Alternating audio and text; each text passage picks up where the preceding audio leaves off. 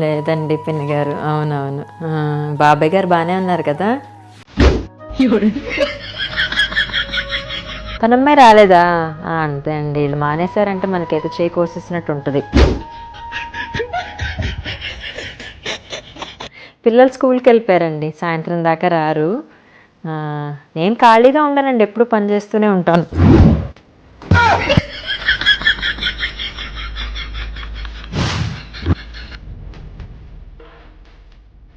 ఈయన వర్క్ చేసుకుంటున్నారు, పెద్ద సాయం ఏం చేయరండి, అన్నీ నేనే చేసుకుంటాను. ఈయన పిలుస్తున్నారండి, మళ్ళీ ఏదోటి ఇవ్వాలనుకుంటా, వస్తున్నాను మళ్ళీ. బాయ్.